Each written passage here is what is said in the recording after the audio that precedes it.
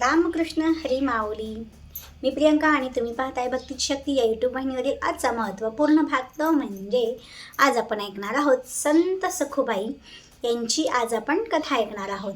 म्हणजेच आता बघा बऱ्याच भागातून बरेच गावागावातून दिंडी सोहळा निघालेला आहे आणि दिंडी सोहळा हा निघतो त्यावेळी प्रत्येक त्या भक्ताला विठ्ठलाच्या दर्शनाची ओढ लागलेली असते, एक आस लागलेली असते. तशीच एक विठ्ठल भक्त वेडी अशी सखुबाई संत सखुबाई होती. ती अतिशय साधी भोळी आणि गृहिणी होती, जी खूप त्रास जात सहन करत होती. तिला फार मोठी कोणतीही अपेक्षा वगैरे नव्हती. फक्त एवढीच अपेक्षा होती की विठ्ठलाचे दर्शन व्हावे, विठ्ठलाच्या चरणाचा स्पर्श व्हावा आणि विठ्ठलाचे जे मुख आहे ते डोळा भरून पाहावे अशी तिची फार फार इच्छा होती. पण संसाराच्या राडगाड्यातून तिला काही विठ्ठलाच्या चरणी जायला भेटत नसतं. आणि त्यात म्हणजे तिची खाष्ट सासू असते. खाष्ट म्हणजे अतिशय रागीट आणि खूप खूप जाच करणारी तिची सासू असते. त्यात तिचा नवराही तिच्या सासूला म्हणजे आईला साथ देत असतो आणि बायकोचा छळ करत असतो. घरातील औनी धुनी भांडी खरकट मरकट काढणे, त्याचबरोबर गोठ्यातील गुरावासरांचं काम करणे, त्याचबरोबर अगदी जड कामेसुद्धा पाणी आणणे, सडा रांगोळी, ओजी आणणे, गुरांना खायला वगैरे आणणे, जळण आणणे, अगदी खूप खूप कष्टाची कामे ह्या संत सखुबाई करत होत्या. मग त्या संत कधी झाल्या? त्या संत तर परत झाल्या, नंतर झाल्या. पण आधी ती एक साधीच गृहिणी होती, जी आपल्या ह्या संपूर्ण राटगाड्यातून फक्त विठ्ठलाचे नामस्मरण करण्यातच खूप विलीन होती. तिला मोहच आवरला नाही जेव्हा कृष्णामाईच्या काठावर जेव्हा पाणी भरण्यासाठी गेली होती. एक हंडा आणि एक कळशी घेऊन ती पाणी भरण्यासाठी गेलेली असताना तिथून पायी जाणारी जी दिंडी असते, वारकरी मंडळी असतात, ते तिला दिसतात. सर्वजण असे पांढरे वस्त्र, पुरुष मंडळी हातामध्ये भगवी पताका, स्त्रिया छान अशा साड्या नेसलेल्या, डोक्यावरती तुळशी वृंदावन घेऊन अगदी विठ्ठल विठ्ठल विठ्ठल म्हणत, पांडुरंग हरी पांडुरंग हरी म्हणत विठ्ठलाचे भजन गात जाताना तिला तो मोहच आवरला नाही.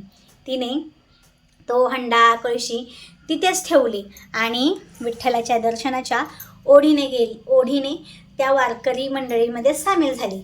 तसं पाहायला गेलं तर तिला माहिती होतं, जर घरामध्ये चौकशी केली, घरामध्ये सांगितलं तर तिची खाष्ट सासू काही तिला लावणार नव्हती आणि नवरा तर तिला संमतीच देणार नव्हता. मग घरातली भांडी धुनी, गुरांचं म्हणा, त्यांच्या घरातलं जेवण खाणं पिणं म्हणा, सडा रांगोळी म्हणा, कोण करणार? ह्यांना एक आयती मिळालेली मोलकरीण होती. ही त्याला सर्व जाणीवच होती की आपल्याला काही कोणी पाठवणार नाही. पण ह्या संसारात तर आपण खूपच रमलो, खूपच केलं, पण तरीही सगळं काही व्यर्थ आहे ह्या जीवनात येऊन. आता काहीही करो, डोळा भरून आपण आता पांडुरंगाला बघणारच आणि बघायचंच हा तिने मनोमन निश्चय केला. आणि ती संत सखुबाई गेली, त्या वारकरी मंडळांसोबत सामील झाली आणि जायला निघाली. पण तिथे एक उभा असलेला एक तिच्या गावातीलच मनुष्य त्याने जाऊन तिच्या सासूला सांगितले आणि तिथून झाली खरी कहाणी सुरू. तिचा छळ वगैरे हे सर्व आपण ऐकणार आहोत. त्यापूर्वी तुम्ही माझ्या आधीच्या कथेला खूप छान प्रतिसाद दिला, त्याबद्दल तुमचं सर्वांचं मनापासून आभार. त्याचबरोबर ही कथासुद्धा तुम्ही शेवटपर्यंत नक्की ऐका आणि प्रत्येक विठ्ठल भक्तापर्यंत, प्रत्येक वारकऱ्यापर्यंत नक्की पोहोचवा. अगदी साध्या सोप्या भाषेमध्ये सांगितले आहे. बघा, आपल्या हिंदू धर्मसंस्कृतीमध्ये, वारकरी संप्रदायामध्ये खूप महत्त्व आहे कथांना, ज्या परंपरागत चालत आलेल्या आहेत, ज्या कथा ऐकल्याने आपण सुद्धा त्याच्यामध्ये विलीन होतो. आणि फक्त कथेचा उद्देश काय असतो तर खरी भक्ती, श्रद्धा, मनोभावे देवाला आर्ततेने दिलेली हाक ती परमेश्वरापर्यंत नक्कीच पोहोचते. प्रत्येक कथेचा हाच उद्देश असतो. आणि ही कथा नक्कीच तुम्ही तुमच्या मित्रपरिवारासोबत, वारकरी मंडळींपर्यंत आणि प्रत्येक विठ्ठल भक्तांपर्यंत नक्की शेअर करा. तर जर तुम्ही खरेच विठ्ठल भक्त असाल, आपल्या जगाच्या पालनकर्त्याचे खरेच चाहते असाल, तर व्हिडिओला लाईक केल्याशिवाय पुढे जाणार नाही. बघा, कंजूसी करू नका. व्हिडिओला लाईक केल्याने तुमचं एकही रुपया कट होत नाही. ते फ्री ऑफ कॉस्ट आहे. त्याचबरोबर आपल्या अशाच इथून पुढच्या नवनवीन कथा ऐकण्यासाठी भक्तीच्या, विठ्ठल संतांच्या आपल्या चॅनलला सबस्क्राईब करा आणि आपल्या भक्तीची शक्ती या यूट्यूब चॅनलचा परिवार मोठा करण्यास पाठिंबा द्या. आणि कॉमेंट बॉक्समध्ये रामकृष्ण हरी लिहायला अजिबात विसरू नका बरं का माऊली. चला तर मग आता आपण ही कथा ऐकणार आहोत. सातारा जिल्ह्यातील कराड गावच्या, म्हणजेच हे कराड गाव कृष्णामाई नदीच्या काठावर बसलेल्या एका खेडेगावात सखूबाईचं लग्न झालं होतं. म्हणजे तिचं ते सासर होतं. तर ह्या अशा ठिकाणी त्या सखूबाईला दिलं होतं. आणि कृष्णामाई हे एक तीर्थ आहे आणि अशा ठिकाणी ही सखूबाईचं सासर होतं. तर घरामध्ये तसे पाहायला गेलं तर फार माणसं नव्हती, पण होती ती फार दुष्ट होती. अगदी पतीपासून ज्याच्या भरोशावर ती आली होती, तिचं लग्न झालं होतं, तो सुद्धा खूप दुष्ट होता. तरीही बघा, पूर्वीच्या काळी प्रत्येक महिला अशा दुःखी कष्टी जीवनाला तोंड देत होत्या आणि जे आले ते दिवस सोसत होत्या. तशीच ही आपली सखूबाई होती, जी आपल्या सासूचा सर्व जाच सहन करत असे. म्हणजे ती सकाळी उठल्याबरोबर, पहाटे उठल्याबरोबर, अगदी सूर्य उगवण्याच्या आधी सखूबाई आपली उठायची, सडा रांगोळी काढायची, पाणी आणायची, दळण दळायची. त्याचबरोबर घरातील सर्व मंडळींना स्वयंपाक वगैरे खाऊ घालायची. त्याचबरोबर तरीही तिच्या सासूला काही तिचं पटत नसे. काही ना काही कारण काढून तिला उनीदुनी बोलत असे आणि तिच्या कोणत्याही गोष्टीत चुका काढून तिच्या अंगावर गरम पाणी होत नाही, तिला पट्ट्याने मारणे, तिचा अतिशय खूप छळ करणे, कधी कधी तर उपाशी तपाशी ठेवणे, गुरांच्या गोठ्यात तिला बांधणे, अगदी खूप तिला जाच करत असे. आणि नवरासुद्धा ह्या सर्व गोष्टींमध्ये साथ देत असे. तर अशा प्रकारे आपल्या सखूबाईचं जीवन चाललं होतं. मग असेच काही दिवस लोटल्यानंतर एक दिवशी जेव्हा सखूबाई कृष्णामाईच्या काठावर गेलेली असते नदीवर पाणी आणण्यासाठी, त्यावेळी तिचा मोह आवरत नाही. का माहिती? तिथून चाललेली असते दिंडी. वारकरी मंडळी निघालेले असतात दिंडी घेऊन पंढरपूर येथे. तर पंढरपूर येथे जाणाऱ्या त्या दिंडींमध्ये तिला सामील व्हावं, तिला मोहच राहावेना झाला की बास झाला. आता खूप संसार केला, खूप हे केलं, आता आपण विठ्ठलाच्या चरणी जायचं, विठ्ठलाचे दर्शन घ्यायचं, विठ्ठल पूर्ण डोळा भरून पाहायचा आणि आपण मनोभावे तिथेच सेवा करायची आणि तिथेच चरणावरती त्यांच्या नतमस्तक व्हायचं, अशी तिच्या खूप मनोमन इच्छा होती. पण तिने विचार केला, घरी सांगितलं तर घरचे काही लावणार नाही, घरच्यांचं मग करणार कोण, आणि घरचे मग आणखीन तिला मारहाण करतील, उनीदुनी बोलतील. त्यामुळे ती सर्व तिथेच ठेवते, आहे तशी अवस्थेत, त्या हंडा वगैरे तसेच ठेवते आणि आहे त्या अवस्थेत अंगावर जी वस्त्र होते त्याच अवस्थेत त्या महिलांमध्ये शिरते आणि मस्तपैकी विठ्ठल नामाच्या गजरात ती विठ्ठल विठ्ठल पांडुरंग हरी म्हणत ती पण त्या वारीमध्ये सामील होते. पण जसं बघा, गावामध्ये ज्या महिलांवर अत्याचार होतो ना, त्या महिलांवर सतत डोळे ठेवून कोणी ना कोणीतरी असतं. तसंच सखूबाईवरही डोळा ठेवून एक मनुष्य होता. डोळा ठेवून म्हणजे करडी नजर, ती काय करते, कुठे जाते, कुठे बसते हे ठेवण्यावर असतात. अशी खाष्ट माणसं असतात. तशातलाच एक पुरुष ते सगळं पाहिल्यावर तो जाऊन सासूबाईला तिच्या सांगतो. त्यावेळी सासूबाईचा रागाचा पारा इतका चढतो की ती इतकी भयंकर संतापते. तिचा एवढा मोठा तिने निर्णय घेतलाच कसा, घरात कुणालाही विचारलं नाही अशी म्हणून ती तावातावाने उठली आणि दिगंबराला सांगितलं. दिगंबर म्हणजे सखूबाईचा पती. त्यालाही काय, आईच्या मागोमाग तोही लगेच संतापला, रागावला, वैतागला आणि तडातडा गेला त्या वारकरी मंडळींमध्ये. एवढी सारी वारकरी मंडळी होती, महिला होत्या, पुरुष होते, सर्व भजनामध्ये विलीन होते आणि हा गेला तिथे त्या बिचाऱ्या सखूबाईला ओढून ताणून घराकडे आणायला लागला. अगदी ती येईना झाली. मला जाऊ द्या हो, मला पंढरीला जायचं आहे, पांडुरंगाला डोळा भरून पाहायचे, मी पुन्हा येईल, तुमची सेवा करेल, तुम्ही म्हणाल ते करेल, पण एवढा वेळ जाऊ द्या हो. पण तो पती ऐकेल तर खरं. त्याने तिला केसाला ओढत तिला घराकडे नेला. तिला पार लोळवत घराकडे आणायला लागला. तिला खूप मारहाणही केली. मग अशा प्रकारे सगळे लोक पाहत होते, तरीही त्याला काही दया आली नाही तिची. घरी आणल्यावरही तिला खूप मारहाण केली आणि तिला मोठ्या अशा घरात अंधाऱ्या खोलीमध्ये मोठ्या अशा पूर्वी हे इमला वगैरे असायचे, तिथे असे मोठे मोठे डांब रोवलेले घराला असायचे. तिला डांबाला बांधलं आणि बांधताना गुरांची जी दावे असतात, ज्याला खूप निघालेलं असतं, त्याचं ते टोचत असतं, ते तशी खरंबडी दाव्याने तिला बांधलं. अगदी तिला वेदना होत आहेत हे सुद्धा पाहिलं नाही. तिचे पूर्ण बांधताना तिची चमडी पूर्ण सोलवटून निघाली, तिच्या हातातून पायातून रक्त येत होतं. अशा दयनीय अवस्थेत तिला तिथे डांबून ठेवलं आणि सासूबाईने तर ताकीद दिली, आता तुला 7-8 दिवस काही सोडणार नाही, अन्न पाणी देणार नाही. अगदी घरातल्यांना पण सांगून ठेवलं, हिच्याकडे कोणी यायचं नाही. वरनं तिला मारहाण केलेली, खूप त्रास देऊन तिला डांबून ठेवलं होतं. आणि हिला फक्त एकच इच्छा होती, मारहाण केलं ह्याचं तिला वाईट वाटत नव्हतं. तिला फक्त वारीमध्ये सामील होऊ दिलं नाही, पांडुरंगाची भेट होऊन दिली नाही, म्हणून तिला फार वाईट वाटत होतं.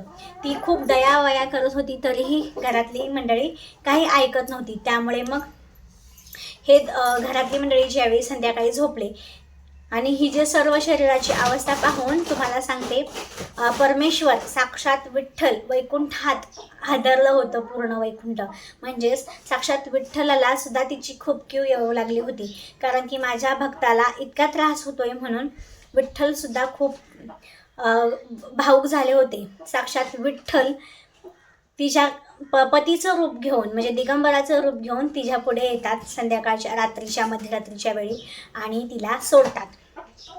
जखमींवरून हात फिरवतात आणि ती जखम नीट करतात. आणि तिला म्हणतात, तू जा, मी बघतो इथे सगळ्यांचं, मी सांगतो सगळ्यांना काय सांगायचं आहे ते. आणि तिलाही ती साधी भोळी होती, तिला वाटलं पतीच आहे. मग ती पतीची आज्ञा घेऊन जाते पंढरपूरला. आणि हिला मात्र हिच्या जागेवरती विठ्ठलच त्या बांधलेल्या दोरीसोबत बांधून स्वतःला घेतो. संपूर्ण हुबेहूब तिचं रूप घेऊन तिथे स्वतःला बांधून घेतो आणि स्वतःच्या अंगावरती ओरबडे खरबुडे वगैरे रक्तभंबाळ झालेलं शरीर वगैरे पुन्हा तसंच तिच्यासारखं स्वरूप घेऊन तिथे बांधून राहतात. दुसऱ्या दिवशी सकाळी जेव्हा सासू येते, सासूला काम करणं होते, सासू उठते, सकाळी तिला सोडते आणि म्हणते, लाग कामाला, स्वयंपाक कर, माझ्या बाई काय होणार नाही असं म्हणून मोकळी होते.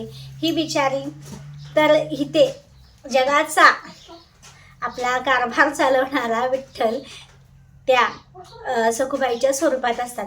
मग विठ्ठल अगदी म्हणतात मला जाऊ द्या वगैरे, पण काही सखूबाईच्या स्वरूपात असल्यामुळे ती काय तिला कोण ऐकत नाही आणि मग तिला खाली मान घालून सगळी कामं वगैरे करायला लागतात. मग तिच्या जागेवरती सखूबाई म्हणून आपल्या जगाचा पोषण करता, पालन करता, निर्माण करता म्हणजे साक्षात विठ्ठल तिथे सखूबाईच्या स्वरूपात त्या सासू सासऱ्यांची सेवा करणे, घरातील धुणी धुणे, भांडी घासणे, स्वयंपाक करणे, शेण काढणे, गुरांना चारा घालणे, जळण आणणे, अगदी सगळीच्या सगळी कामं विठ्ठल तिथे सखूबाईच्या स्वरूपात करत असे. मग ज्यावेळी ही सखूबाई जेव्हा वारकरी मंडळींमध्ये सामील होऊन विठ्ठलाचे दर्शन वगैरे घेते. तिथे दर्शन घेताना तिने जेव्हा डोळा भरून विठ्ठलाला पाहते त्यावेळी तिची अवस्था खूप दयनीय असते. तुम्हाला तर माहितीच आहे, खूप ती मनाने खूप थकलेली असते.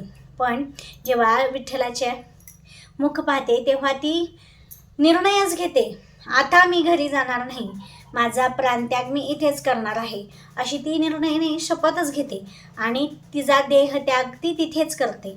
विठ्ठलाला डोळा भरून पाहिल्यानंतर ती पूर्णपणे हरवून जाते आणि तिथेच तिचा देहत्याग होतो. जेव्हा तिच्या गावातील जी वारकरी मंडळी होती हे सर्व पाहतात तेव्हा त्यांनाही फार दुःख होतं. सखूबाई तर आता देवाघरी गेलेली असते. मग ते तिथेच तिचे आपल्या हिंदू धर्म संस्कृतीनुसार विधीनुसार तिचा अंत्यविधी संपूर्ण करतात. तिथेच चंद्रभागेच्या नदीत तिचे अस्थी वगैरे विसर्जित करतात.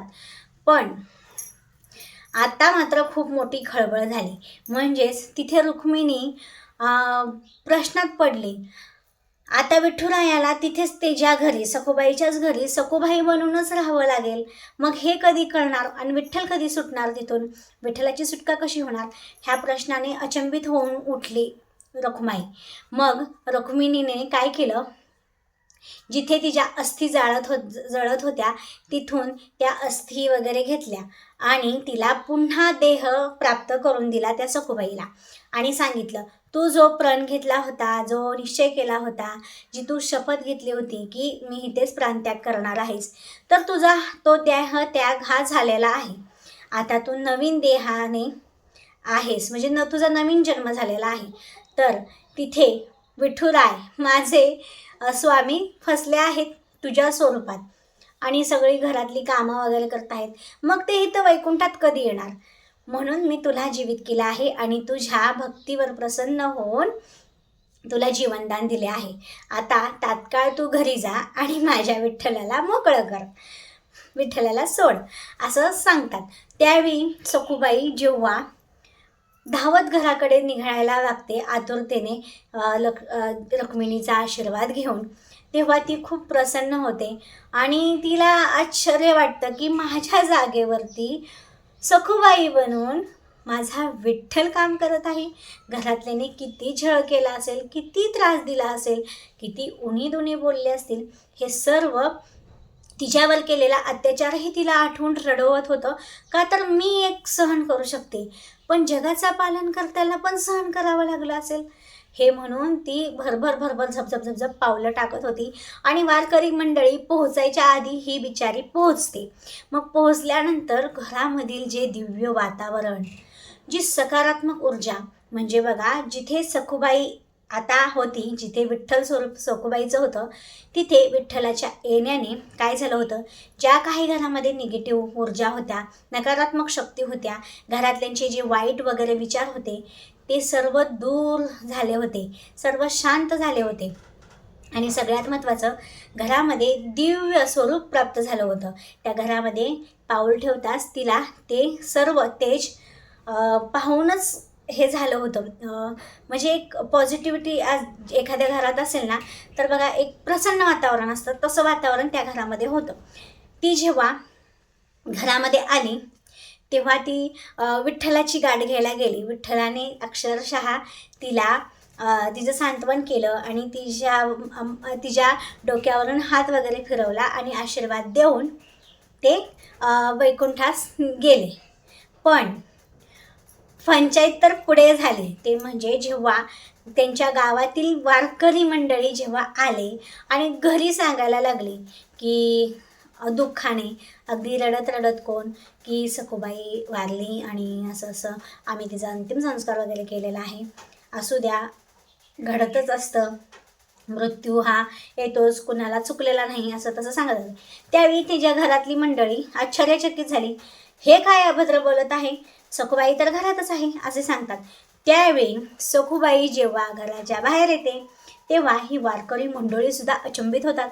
त्यावेळी संत सखूबाई सगळ्यांना घडलेला प्रसंग सांगते. आणि मग काय, सासूबाई आणि सासरे बुवा तिचे पाय धरतात. म्हणजे तुझ्या भक्तीमुळे, तुझ्या भक्तीसाठी साक्षात वैकुंठ हल्ले आणि वैकुंठाचा पती म्हणजे साक्षात विठ्ठल भगवान इथे घरामध्ये येऊन आमची एवढी उणीधुणी ऐकली, आमची धुणी भांडी स्वयंपाक गुरांचं ढोरांचं काम अगदी तुझ्यावानी त्यांनीही कष्ट केलं. खरंच आम्ही किती पापी आहोत, आम्हाला ओळखूसुद्धा आलं नाही असे म्हणून ते एक स्वतःला कोसायला लागले आणि संत सखुबाईच्या क्षमा मागायला लागले आणि पुढे जाऊन विठ्ठल भगवानाची सुद्धा क्षमा मागितली आणि ते सुद्धा परत विठ्ठल भक्तीत एवढे विलीन त्याचं कुटुंब झालं. सासू सासरे सगळे संपूर्णपणे स्वभावात त्यांच्या बदल झाला. नवरासुद्धा परत सखुबाईची खूप काळजी घेऊ लागला आणि पुढे जाऊन त्यांनी वारी दिंडी वगैरे सोहळा अगदी शेवटपर्यंत पार पाडला आणि अजूनही पाडत आहेत. तर अशा पद्धतीने बघा, भक्ताच्या आर्त हाकेला भगवान विठ्ठल वैकुंठसुद्धा हलून त्यांच्या सेवेसाठी येतात आणि त्यांच्या घरीसुद्धा कामं करतात. फक्त मनामध्ये आर्त जी भाग आहे ना ती शुद्ध हवी. त्याच्या मागे कोणताही कपट निंदा नालस्ती किंवा एखाद्याचं वाईट व्हावं हे नसावं. जी काही हाक आहे ती स्वतः आणि देवाला भेटण्यासाठीची हाक असावी. एवढीच जी आहे ती श्रद्धा निर्मळ असावी. हीच ह्या कथेचा शेवट. कशी वाटली कथा नक्कीच कमेंट करून कळवा आणि संत सखुबाई कमेंट बॉक्समध्ये हरे कृष्ण कृष्ण कृष्ण हरे हरे, हरे राम राम राम हरे हरे लिहायला अजिबात विसरू नका. पांडुरंग हरी, जय जय पांडुरंग हरी.